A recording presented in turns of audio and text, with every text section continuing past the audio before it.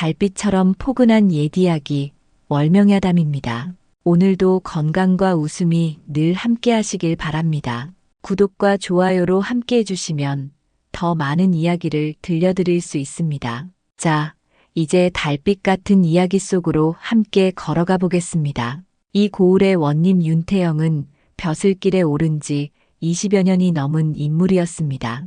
여러 고을을 거쳐 온 탓에 세상사에 익숙했지만 그에게는 남들과 다른 버릇이 하나 있었지요.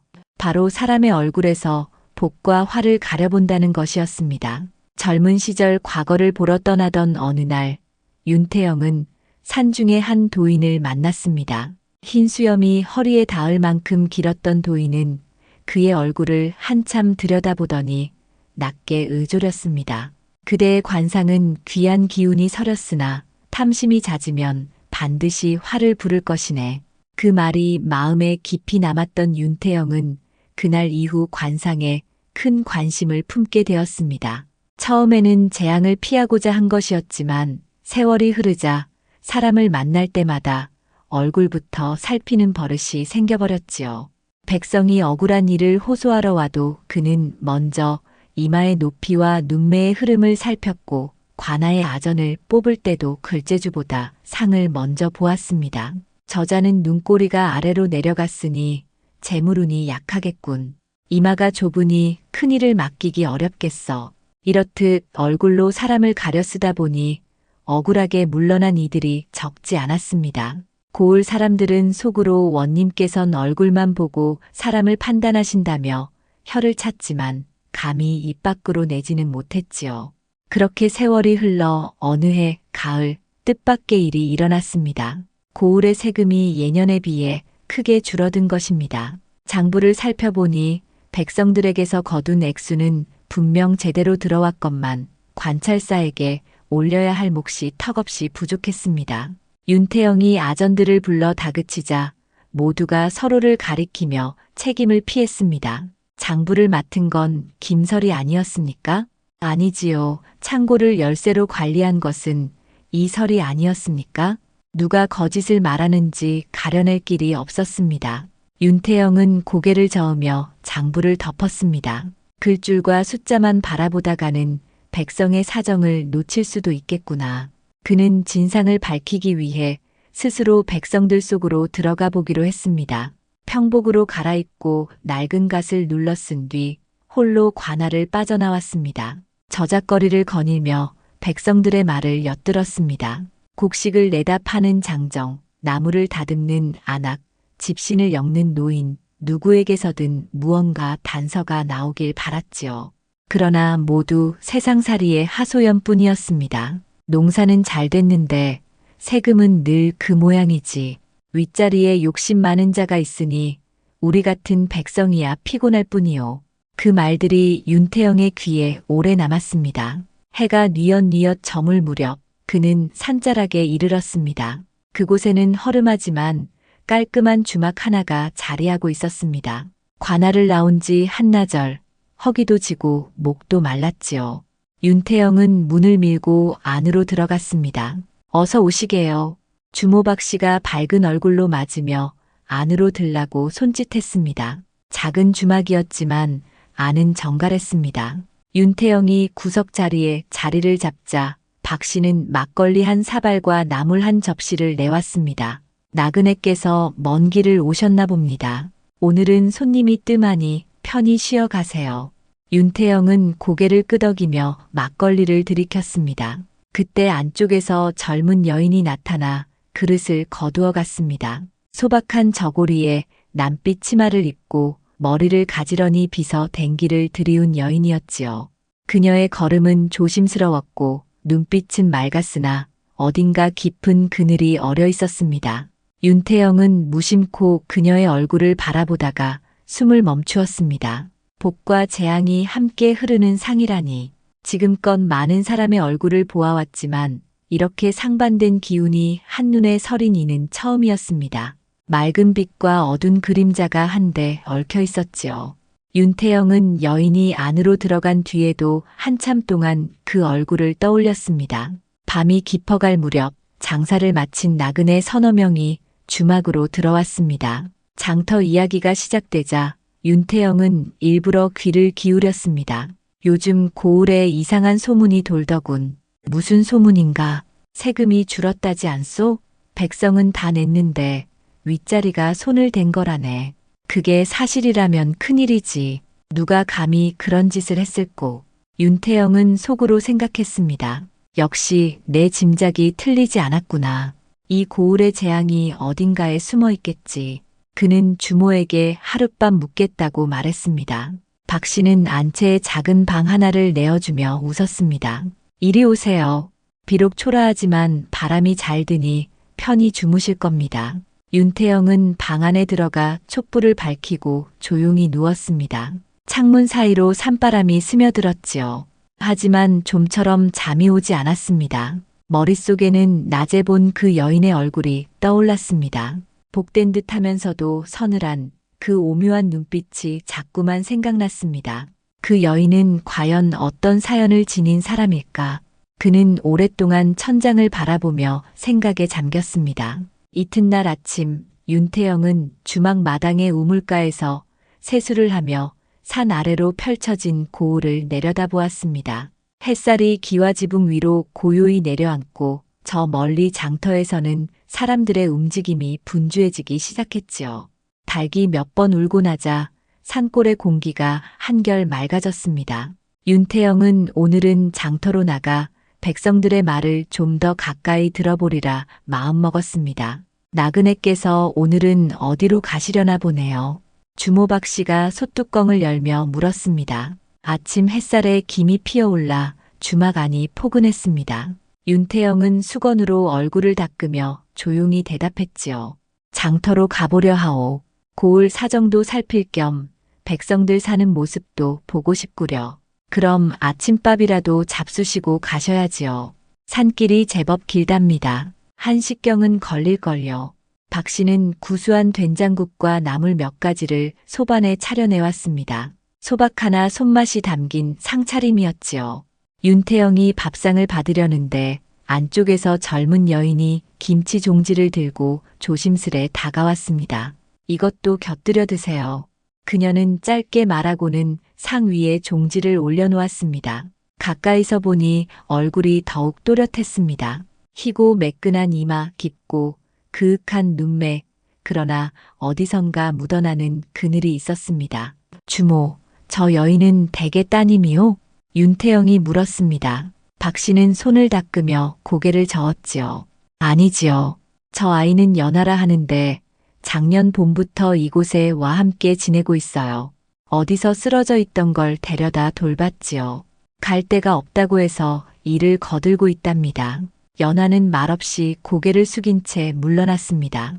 윤태영은 그 뒷모습을 바라보며 생각에 잠겼습니다. 단정하고 조신한 몸가짐, 맑은 기운이 감도는 낯빛, 분명 천한 집안의 여인은 아닐 터였습니다. 식사를 하는 동안에도 윤태영의 눈길은 자꾸 연하에게로 향했습니다. 연하는 마당가에서 조용히 그릇을 씻고 있었습니다. 손놀림이 익숙하면서도 조심스러웠지요.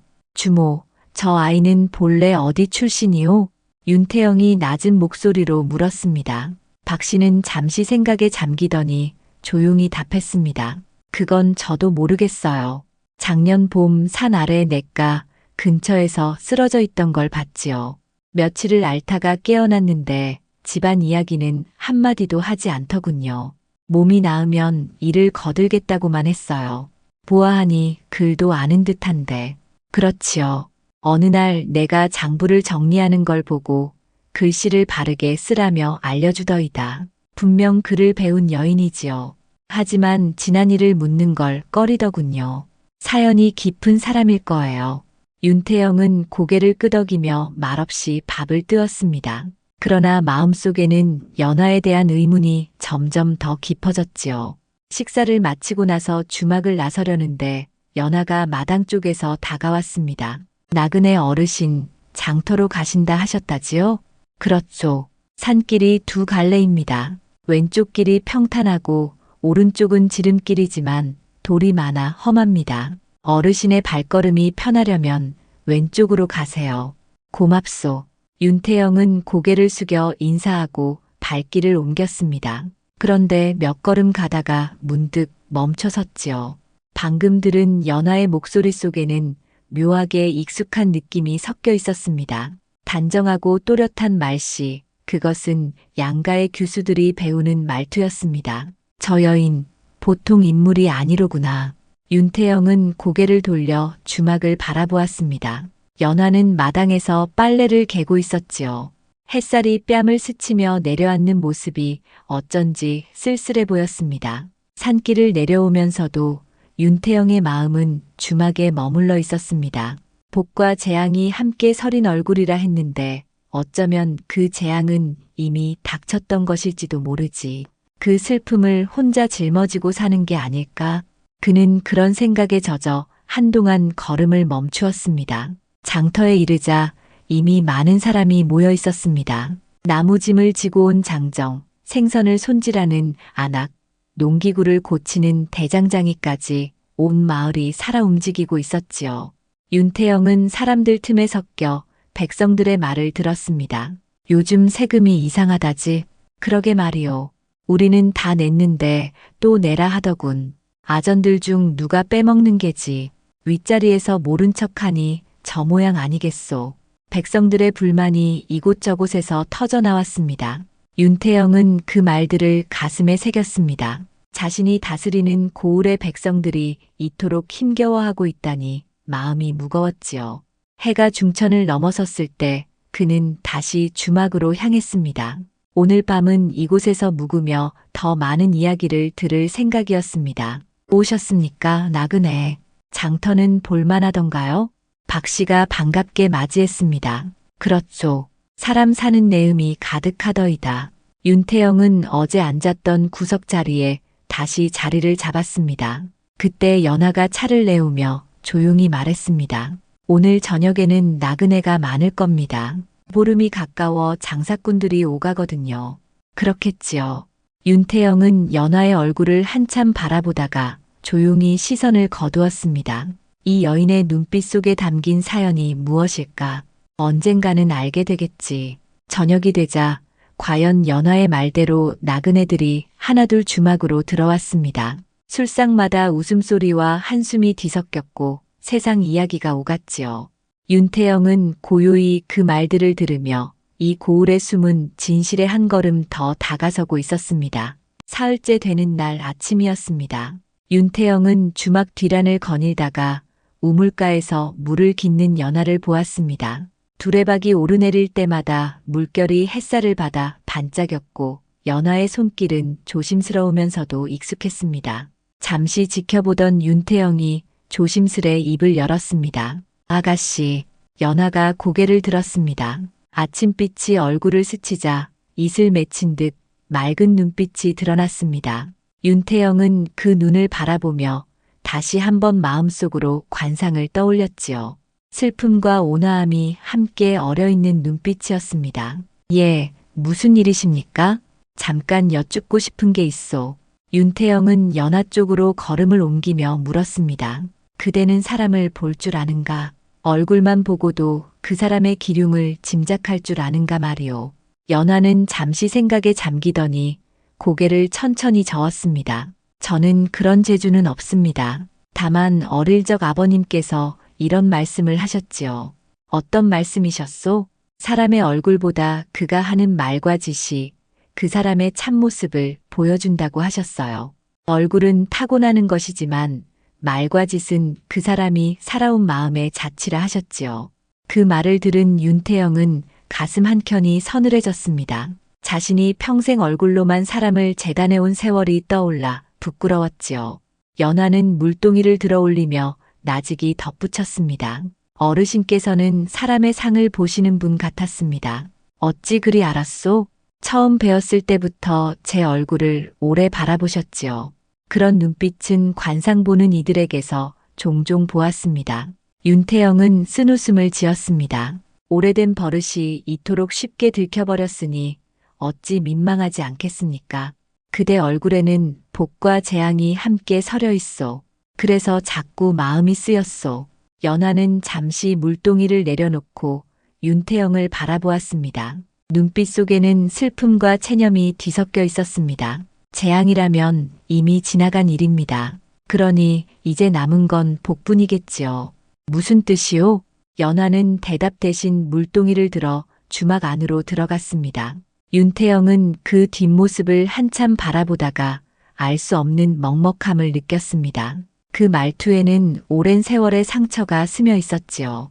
그날 오후 윤태영은 주모 박 씨에게 연화에 대해 더 자세히 물었습니다. 박 씨는 한숨을 쉬며 이야기했습니다. 저 아이 말입니까? 불쌍한 아이지요. 무슨 사연이 있소? 자세히는 모르겠지만 며칠 전 들은 이야기가 있습니다.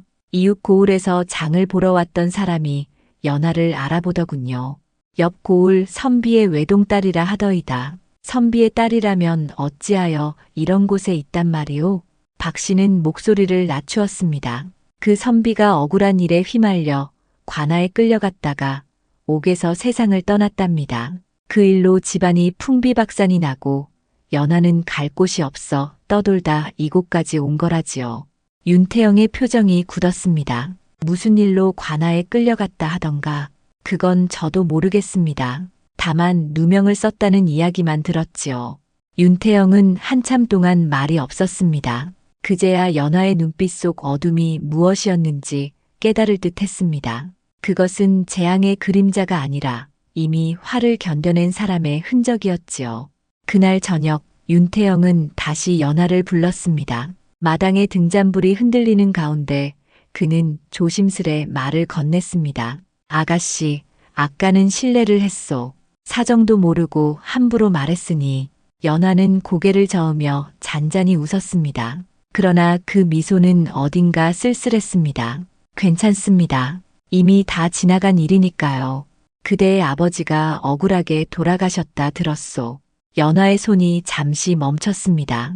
그리고 낮게 대답했습니다. 아버지는 나쁜 분이 아니셨습니다. 고을의 탐관이 백성의 곡식을 빼돌리자 상소를 올리셨다가 오히려 모함을 당하셨지요. 관아에 끌려가 곤장을 맞으시고 끝내는 목숨을 잃으셨습니다. 윤태영은 가슴이 먹먹해졌습니다. 자신도 관의 수장으로서 이런 일이 백성들 사이에서 벌어지고 있다는 사실이 부끄러웠습니다. 그 뒤로는 어찌 되었소? 집안은 하루아침에 무너졌고 친척들도 등을 돌렸습니다. 저는 남은 거라곤 몸 하나뿐이었지요. 떠돌다 주모님을 만나 이렇게 지내고 있습니다. 연화의 목소리는 담담했지만 그 안에는 깊은 슬픔이 어려 있었습니다. 잠시 침묵하던 윤태영이 조용히 말했습니다. 그대는 강한 사람이요. 강하다니요. 그저 살아야 하니 사는 것뿐이지요. 윤태영은 아무 말 없이 고개를 숙였습니다. 등잔불 아래에서 연화의 그림자가 길게 드리워졌습니다. 세상의 억울함을 짊어진 듯한 그림자였습니다. 그날 밤 윤태영은 잠자리에 들어서도 연화의 말이 마음을 떠나지 않았습니다. 사람의 얼굴보다 말과 행실이 그 사람의 참모습을 드러낸다. 그 말이 자꾸만 가슴에 울렸지요. 그는 이제야 깨달았습니다. 자신이 얼마나 많은 사람을 얼굴로만 판단했는지, 얼마나 많은 이들을 그릇되게 재단했는지. 연화의 눈빛은 불길한 것이 아니었습니다. 그것은 세상의 부조리를 견디며 살아온 자만이 지닐 수 있는 깊은 눈빛이었지요. 윤태영은 그제야 비로소 복된 상이란 무엇인지 조금씩 알기 시작했습니다. 닷새째 되던 날 아침, 윤태영은 관아로 돌아왔습니다. 주막에서의 며칠은 그에게 많은 깨달음을 주었지요. 문을 들어서자 마당에는 아전들이 분주히 오가고 서리들이 장부를 들고 뛰어다니고 있었습니다. 윤태영은 곧장 서고로 들어가 장부 꾸러미를 꺼내어 펼쳤습니다. 촛불을 켜고 조용히 장부를 훑기 시작했습니다. 세금이 줄기 시작한 시점은 한 달 전부터였습니다. 그리고 그 모든 기록을 맡은 이는 서리 이중필이었지요. 윤태영은 장부를 펼쳐들고 한 줄 한 줄 눈을 옮겼습니다. 겉보기에는 아무런 이상이 없어 보였지만 마음 한구석이 계속 걸렸습니다. 이중필을 불러오너라. 잠시 후 이중필이 서책을 안고 들어와 절을 올렸습니다. 원님 부르셨습니까? 이 장부를 보거라. 지난달에 내가 적은 것이 맞느냐? 이중필은 장부를 살펴보다 고개를 끄덕였습니다. 예, 틀림없습니다. 이상한 점은 없더냐? 별다른 일은 없었습니다. 윤태영은 그의 얼굴을 가만히 살폈습니다. 예전 같았으면 눈썹의 각도며 인매를 따져 사람됨을 헤아렸겠지요. 하지만 지금은 달랐습니다. 그의 머릿속에는 연하의 말이 떠올랐습니다. 사람의 얼굴보다 말과 행실이 그 사람의 참모습을 드러낸다. 이중필, 요즘 고을 세금이 줄었다. 내가 맡은 곳에서 빠진 건 없느냐? 이중필은 잠시 눈을 깜빡이다가 태연한 얼굴로 대답했습니다. 제가 기록한 대로입니다. 백성들이 낸 대로 적었을 뿐입니다. 그렇다면 물러가 보거라.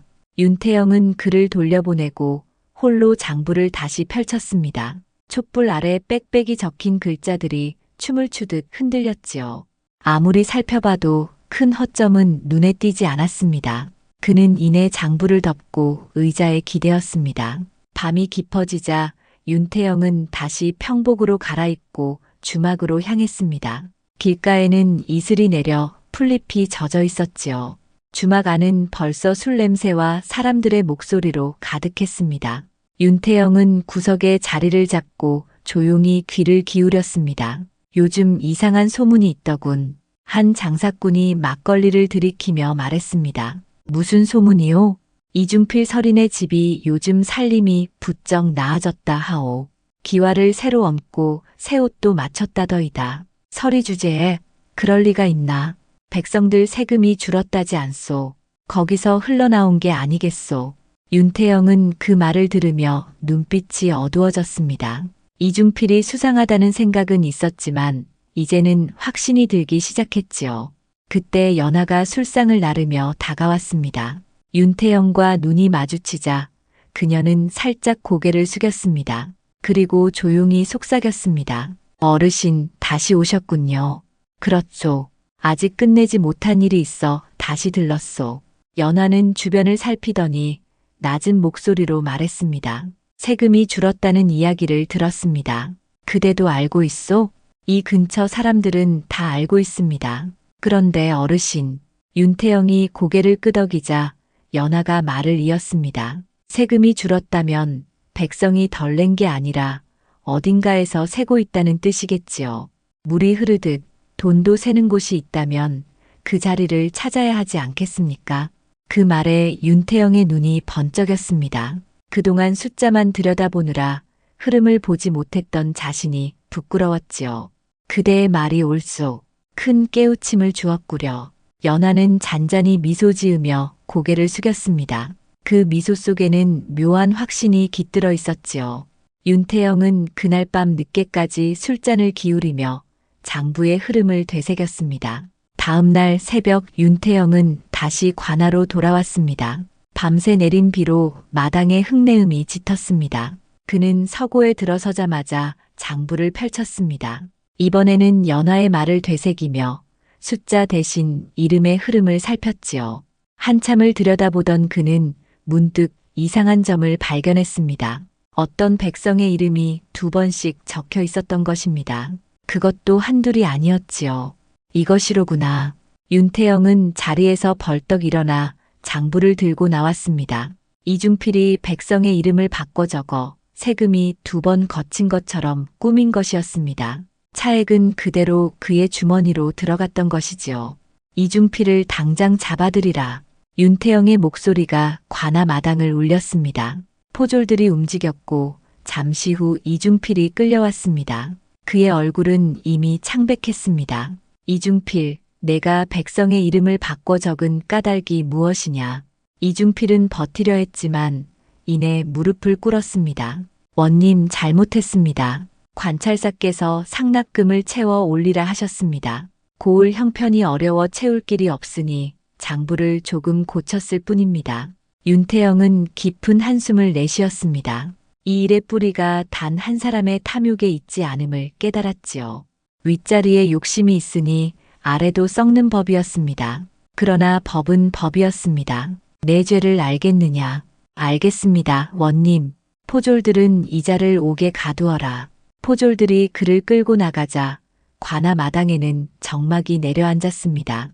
윤태영은 서류 더미 앞에 한동안 앉아 있었습니다. 연화의 말이 다시금 떠올랐습니다. 물이 새면 새는 자리를 막아야지요. 그날 밤 그는 홀로 서재에 앉아 촛불을 바라보았습니다. 촛농이 흘러내리며 종이에 떨어졌습니다. 윤태영은 속으로 중얼거렸습니다. 한 여인의 말이 고을의 어둠을 밝혔구나. 내가 관상으로 사람을 보려 했으나 진실은 마음으로 보는 것이었지. 이중필을 옥에 가둔 지 사흘이 지났습니다. 윤태영은 그동안 장부를 더욱 세밀히 살피며 조정에 올릴 장계를 정리하고 있었습니다. 이번에는 단순히 한서리의 죄만 다룰 수 없었지요. 관찰사로부터 비롯된 횡포까지 함께 아뢰어야 했으니 한 글자 한 글자 신중을 기하지 않을 수 없었습니다. 그날 오후 윤태영은 머릿속이 복잡하여 잠시 바람을 쐬러 변복 후 주막으로 향했습니다. 며칠 머물렀던 그곳의 고요한 공기가 마음을 가라앉히는데 더없이 좋았지요. 주막에 도착하자 주모 박 씨가 반갑게 맞이했습니다. 오셨습니까? 요즘은 자주 들르시네요. 이곳이 마음이 편하오. 시끄러운 다른 주막보다 훨씬 낫구려. 윤태영은 늘 그랬듯 구석 자리에 앉았습니다. 잠시 후 연하가 차를 내왔습니다. 향긋한 차향이 방 안에 번지자 윤태영은 마음이 조금 누그러졌습니다. 어르신, 일은 잘 풀리셨습니까? 그대 덕에 실마리를 찾았소. 연하는 잔잔히 미소 지으며 고개를 숙였습니다. 그 모습을 보고 있자니 윤태영의 마음 한구석이 묘하게 따뜻해졌지요. 잠시 머뭇거리던 윤태영이 조용히 입을 열었습니다. 한 가지 묻고 싶은 것이 있소. 말씀하십시오. 그대 아버님께서 억울하게 돌아가셨다고 했지. 그 일은 어느 고을에서 있었소? 연하의 표정이 서서히 어두워졌습니다. 잠시 침묵하던 그녀는 차분히 입을 열었습니다. 이웃 고을이었습니다. 그곳 원님이 백성에게서 거둔 세금을 제 주머니에 넣고 있었습니다. 아버지께서는 그것을 보고 차마 눈 감지 못하셔서 상소를 올리려 하셨지요. 하지만 누군가가 역모를 꾀한다며 모함하였고 결국 관아에 끌려가 곤장을 맞으셨습니다. 며칠 뒤 옥에서 돌아가셨다는 소식을 들었습니다. 윤태영은 손에 들고 있던 찻잔을 내려놓았습니다. 그 말이 머릿속에서 쉽게 가시지 않았지요. 그 역시 원님으로서 수많은 보고를 받아왔지만 정작 백성의 눈물까지는 보지 못한 것이 부끄럽게 느껴졌습니다. 그 원님은 어찌 되었소? 얼마 지나지 않아 다른 고을로 옮겨갔다고 들었습니다. 벌은커녕 더 높은 자리에 갔다 하더군요. 연하의 목소리는 담담했지만 그 속에는 묵직한 서러움이 배어 있었습니다. 윤태영은 한참을 말없이 앉아 있다가 천천히 말을 꺼냈습니다. 그대 아버님의 뜻은 옳았소.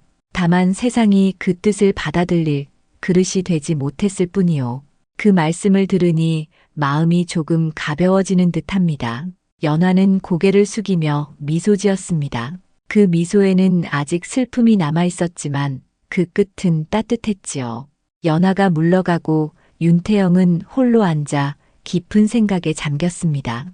이번 일 또한 그와 다를 바 없었습니다. 관찰사의 탐욕이 서리의 부정을 낳았고 그 탐욕은 결국 백성의 고통으로 이어졌지요.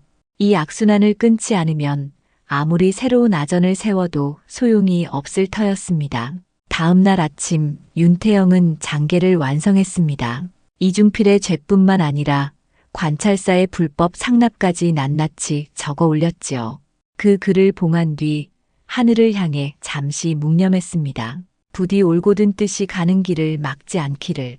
며칠 뒤 조정에서 회답이 내려왔습니다. 이중필은 관직을 삭탈당하고 곤장을 맞은 뒤 귀양을 가게 되었고 관찰사는 파직되어 추후 조사를 받게 되었습니다. 윤태영은 그 소식을 듣고 긴 숨을 내쉬었습니다. 이제 백성들이 조금은 숨통이 트이겠구나. 그날 저녁 윤태영은 다시 주막을 찾았습니다. 이번에는 연하에게 직접 그 소식을 전하고 싶었지요. 주막에 들어서자 박 씨가 놀라 두 손을 모았습니다. 아이고, 원님이셨군요. 그동안 몰라뵈어 죄송합니다. 괜찮소. 오히려 내가 신세를 많이 졌소. 박 씨가 황급히 연하를 불렀습니다. 연하가 나오더니 잠시 놀란 듯 하다가 공손히 절을 올렸습니다. 날이 몰라뵙고 무례를 저질렀습니다. 무례라니. 오히려 그대의 말이 내게 길을 밝혀주었소. 윤태영은 부드럽게 웃으며 말을 이었습니다. 이중필은 벌을 받았고 관찰사 또한 파직되었소. 모두 그대 덕분이요. 제가 한 일은 아무것도 없습니다. 아니요. 그대의 한마디가 내 눈을 열었소. 어딘가에서 새고 있다는 그 말이 실마리가 되었지. 연하는 고개를 숙이며 미소 지었습니다. 그 미소에는 더 이상 두려움이 없었지요. 잠시 후 윤태영이 물었습니다. 그대는 아버님의 원한을 품고도 어찌 그리 마음이 고요하오? 연하는 조용히 대답했습니다. 원한을 품는다고 세상이 바뀌진 않지요. 오히려 제 마음만 병들 뿐입니다. 아버지께서는 옳은 일을 하시다 돌아가셨으니 그 뜻을 잊지 않고 기억하는 것이 제 도리입니다. 그 말에 윤태영의 가슴이 뜨거워졌습니다. 연하의 눈빛에는 원망이 아닌 깊은 이해가 어려 있었지요. 그대야말로 복된 상을 지닌 사람이요. 원님께서는 예전엔 제 얼굴에 재앙이 서렸다 하셨지요. 윤태영은 미소를 머금으며 고개를 끄덕였습니다. 그때는 내가 어리석었소. 재앙이라 여겼던 것은 이미 견뎌낸 고통이었고 그 고통을 이겨낸 그대의 마음이야말로 진정한 복이었소. 연하는 고개를 숙이며 미소 지었습니다. 그 미소에는 평온이 깃들어 있었지요. 윤태영은 주막을 나서며 하늘을 올려다보았습니다. 서쪽 하늘이 붉게 물들고 있었습니다. 그는 천천히 걸으며 속으로 중얼거렸습니다. 복과 재앙이 함께하던 눈이라 했던가. 아니다. 그것은 세상을 비추는 눈이었도다. 그날 밤 윤태영은 오랜만에 편안히 잠들었습니다. 마음속 무거운 짐이 조금은 내려앉은 듯 했지요. 그리고 꿈속에서 연하의 눈빛을 다시 보았습니다. 그 눈빛이 그에게 속삭이는 듯 했습니다. 사람의 얼굴이 아니라 마음을 보라. 이튿날 아침 윤태영은 관아로 돌아가 아전들을 불러 모았습니다. 그는 단호한 목소리로 말했습니다. 이제부터 이 고을의 일은 백성의 눈으로 살피겠노라. 우리의 자리는 윗자리가 아니라 백성 곁에 있어야 한다. 아전들은 숙연히 고개를 숙였습니다. 그날 이후 고을에는 조금씩 변화의 바람이 불기 시작했습니다. 백성들의 얼굴에도 오랜만에 웃음이 피어났지요. 한 달이 흘렀습니다. 고을의 세금 문제가 해결된 뒤로 백성들의 얼굴에는 오랜만에 웃음이 피어났지요. 윤태영은 그동안 관아의 일에 더욱 매진하며 어지러웠던 살림을 바로잡고 있었습니다. 아전들과 서리들도 이제는 서로를 견제하기보다 백성의 편에서 일하려 애썼습니다. 고을에는 조금씩 맑은 바람이 돌기 시작했지요.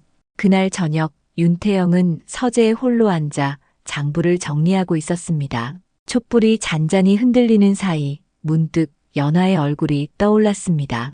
그의 눈빛은 언제나 맑고 담담했지요.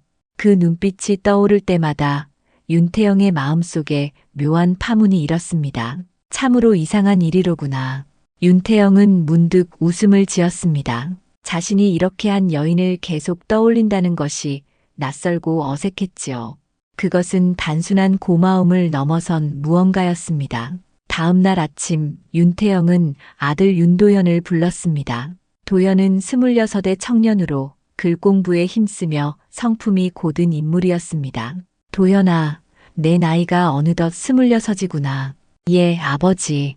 이제 가정을 이룰 때도 되지 않았느냐. 도현은 잠시 머뭇거리며 답했습니다. 아직은 학문에 마음을 두고 있습니다.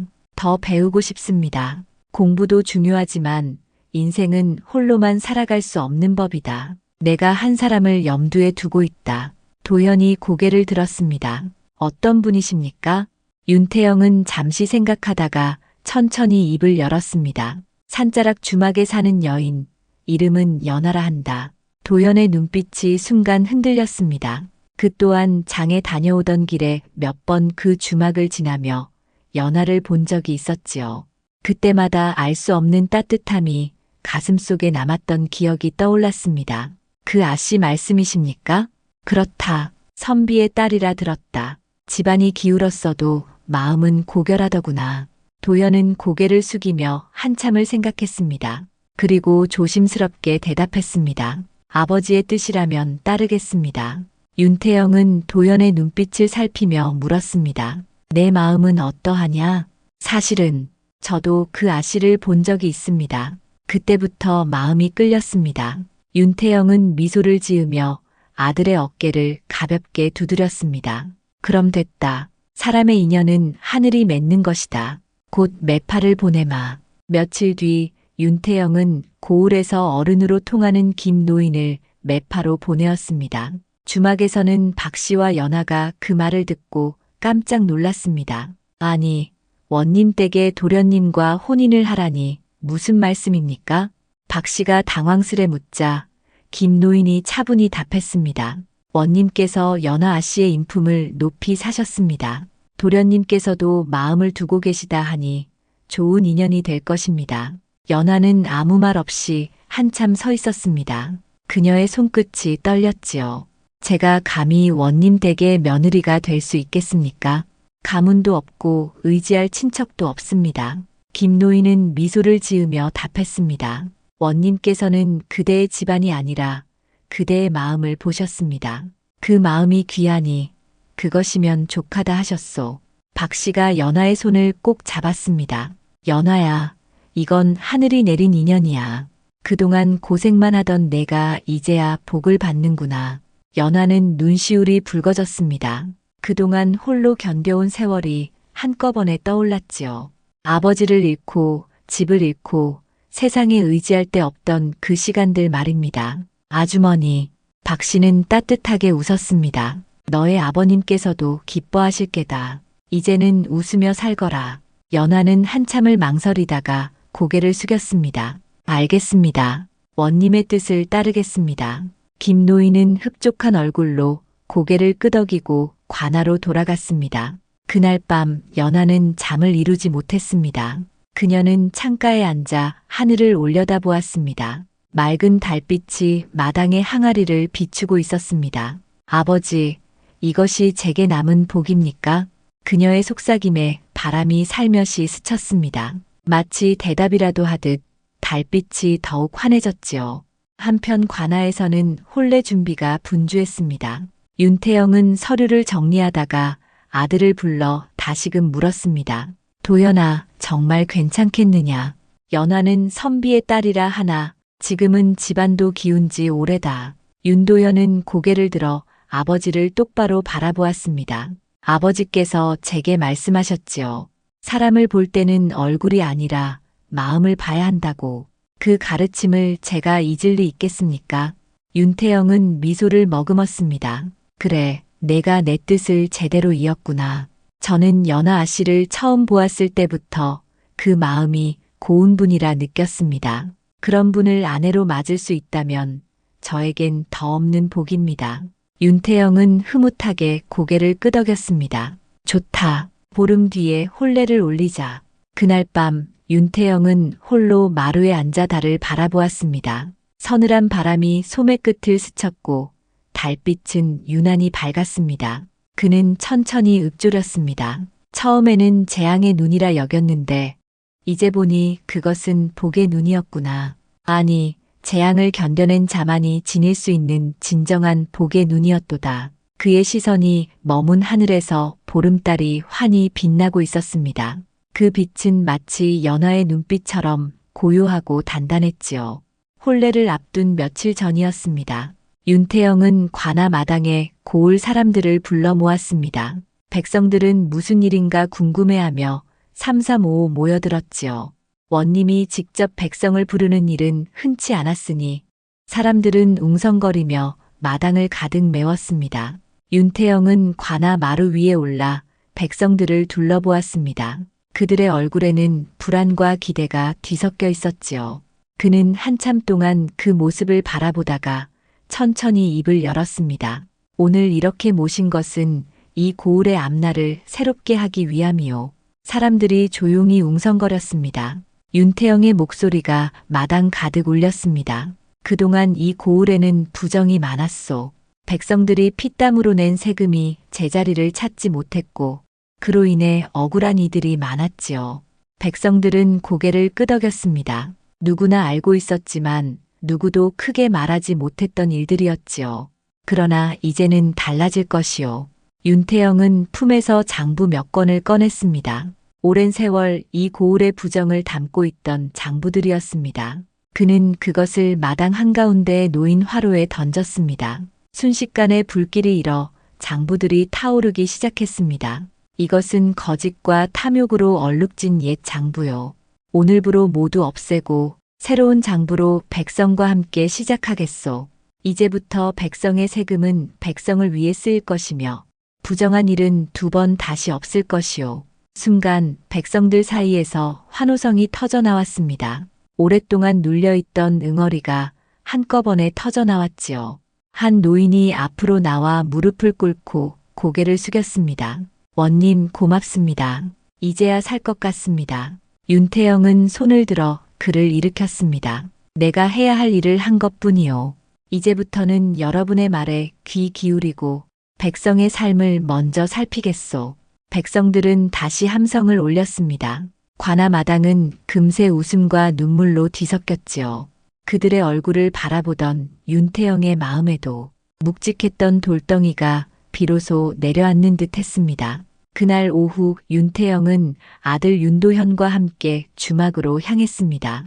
혼례를 앞두고 직접 인사를 전하고 싶었던 것이지요. 산자락의 주막에 도착하자 주모 박 씨가 깜짝 놀라며 맞이했습니다. 아이고, 원님이 또 오셨습니까? 아드님까지 함께 오시다니 어쩐 일입니까? 연하 아씨를 만나러 왔소.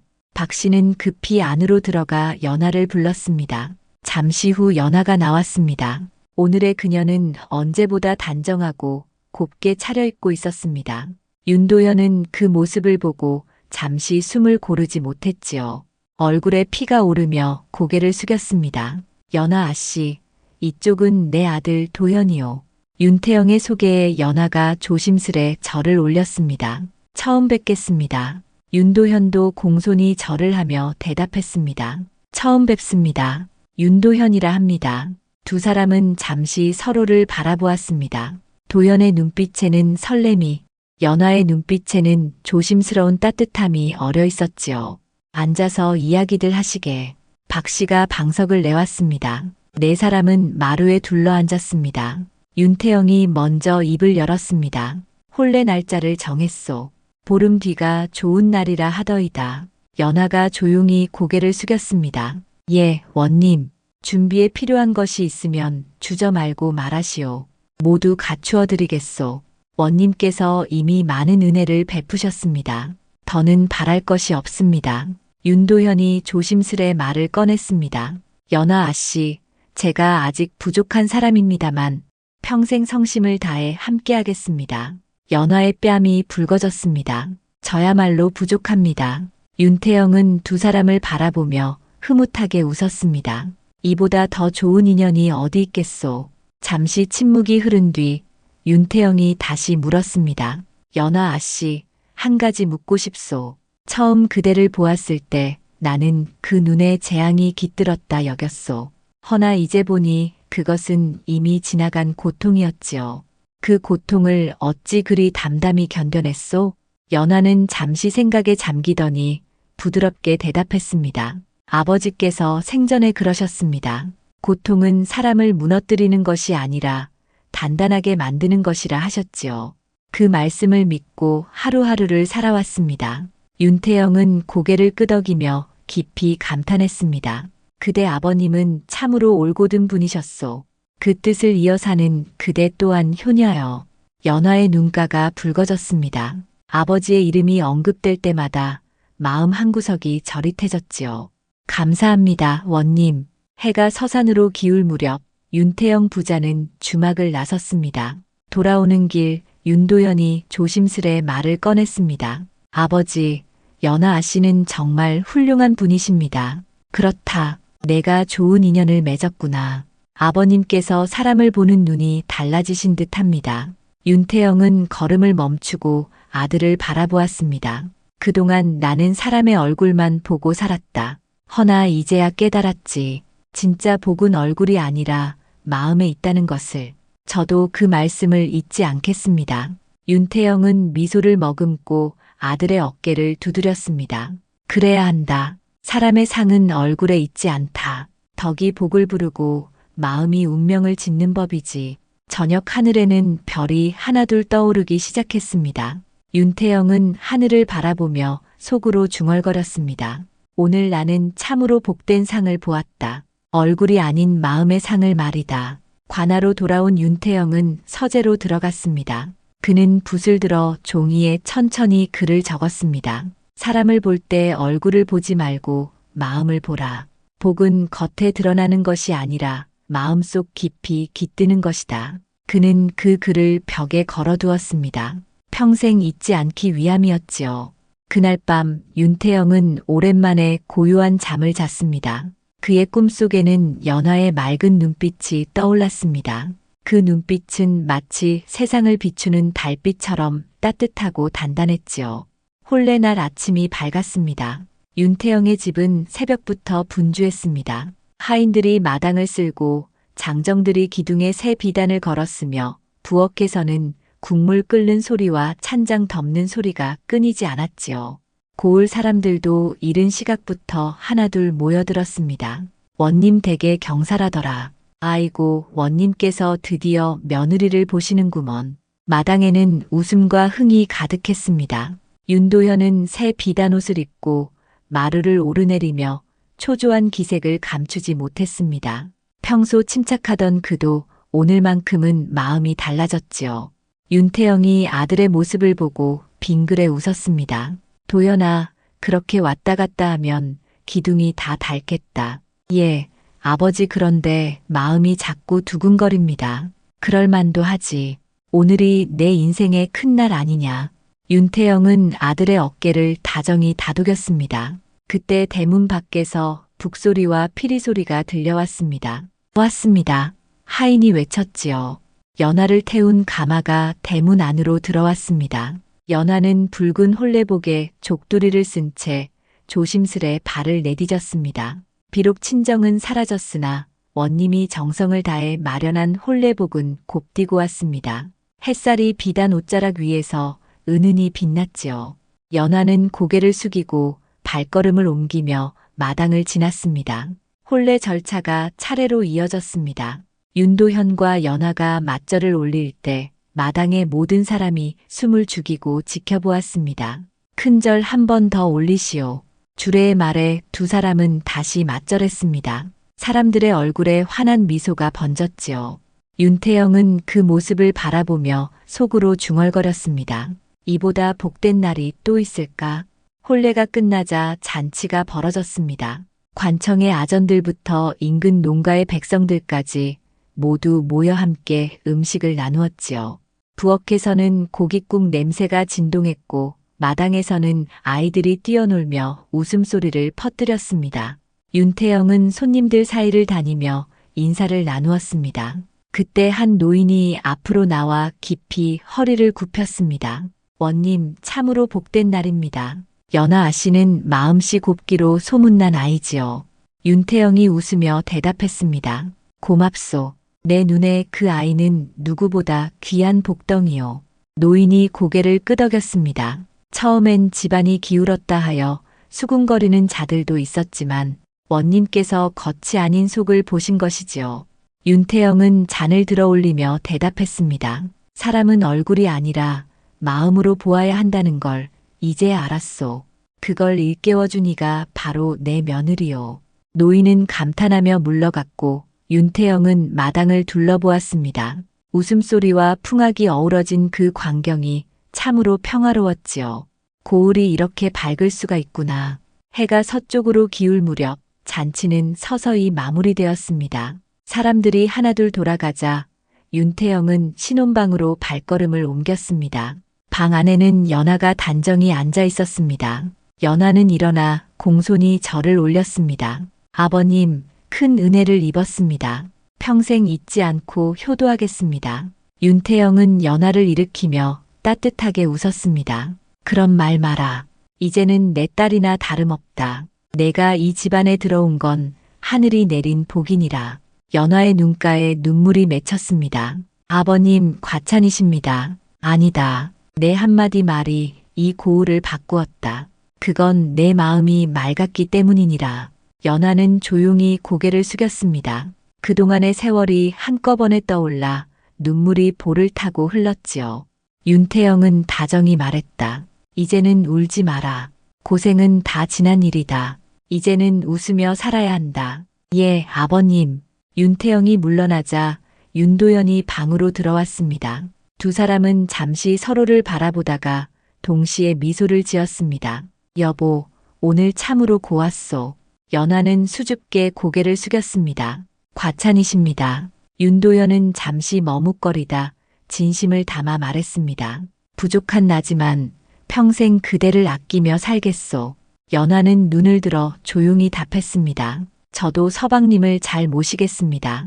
두 사람은 그렇게 마주 앉아 밤이 깊도록 이야기를 나누었습니다. 창밖에서는 달빛이 고요히 흘러내리고 있었습니다. 그 시각 윤태영은 마루에 홀로 앉아 있었습니다. 보름달이 하늘 높이 떠 있었지요. 그는 달을 올려다보며 천천히 읊조렸습니다.